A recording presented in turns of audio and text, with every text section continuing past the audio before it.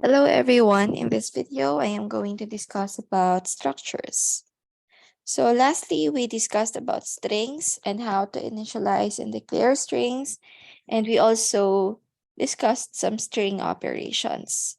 And today we will define structures and functions, and structures and pointers. So let us first define what structures are. So it is a collection of variables of different types under a single name. So for example, you want to be able to store some information about a person, and we need to store the following information: a person's name, citizenship number, and then salary. So how can we possibly put it into code? So a noob grammar solution would be to create different variables: name, citizenship number, and then the salary to store this information separately. But this will generate an ultra messy code. And let's say you are going to create or to keep track this information for 100 people. So do you need to create um, uh, variable name, citizenship number, and then salary 100 times as well? So can you imagine the amount of code that you need to write just for this? So this will generate an ultra messy na code. So can we possibly do better? Yes, of course we can.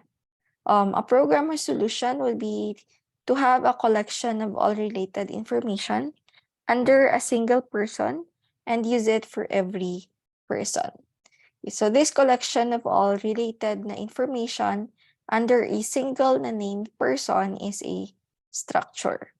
Okay, so structure is a custom na data type, and it is used when working with different variables of different na data types like character, integer, or float for a specific na type. So this is the general na syntax for the structure. You have the struct na keyword followed by the tag or the name of the structure, and inside the structure would be all the members of this structure, like member 1 until member n. Of course, the fun thing here is each the members that we have can have a different na data type. Okay? So if we want to apply it to the earlier na example, like we wanted to have um, some information about a person. So what are we going to do? And then we want to store this following information: name, citizenship, and then the salary. So how can we translate that using the structure? So we are going to use the struct na keyword, and then the tag would be, let's say, the person. And then inside the person, the collection of information would be data type name. So we can set, let's say, car, then name. And then for the salary, we can make use of double salary. Or for the citizenship number, we can also use double citizenship. So things like that. So the fun thing again with structures is that we can have a way to keep all the relevant na mga information in one place. Okay, or under one tag. Okay, let's move on to this example. Suppose an office has to make a list of all employees' information in the office, and the employee information consists of employee name, designation, department, age, and then the salary. So for performing the task, a structure named employee may be used.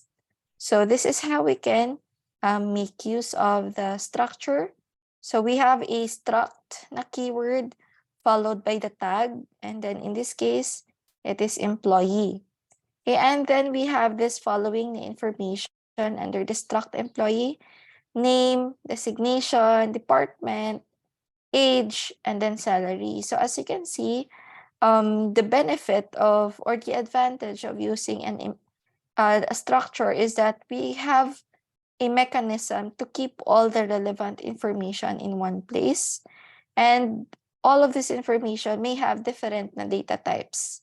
Okay, so like the name, designation, and department have the types character, age is of type integer, and salary is of type float.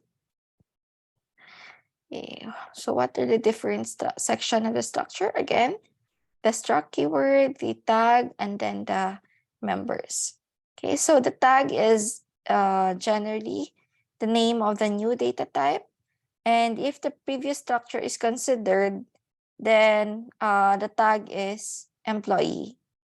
And it informs that the following structure will be used for an employee. Okay, and the keyword struct naman, by using this keyword, we are informing the compiler that a custom data type of structure is going to be declared. And all the members which are needed to build the new data type are listed here. And these members are grouped along with their data type after the tag part. Okay, so how do we declare the variables? So struct, tag, and then var1. So we already have this structure for employee. So what if we want to have an information for John? Okay, for employee John. So what are we going to do? How can we possibly declare this variable? So we use this general na syntax. So struct, tag, the name of the tag. So, and then followed by the name of the variable. So for example, you need to declare a variable like below. So we need to use the data type struct followed by the tag, which is the employee, and the variable of the data type. Okay, and in this case, it is John. So struct employee John. So if more than one variable is required to declare, then we can just use a comma. So struct employee, then and then John, and then Joseph. So basically what we are saying here is we are going to keep an employee information about John, which includes his name, designation, department, age, and then salary. And then we also are going to keep track information about Joseph, okay, containing Joseph's name, designation, department, age, and then salary. Okay, so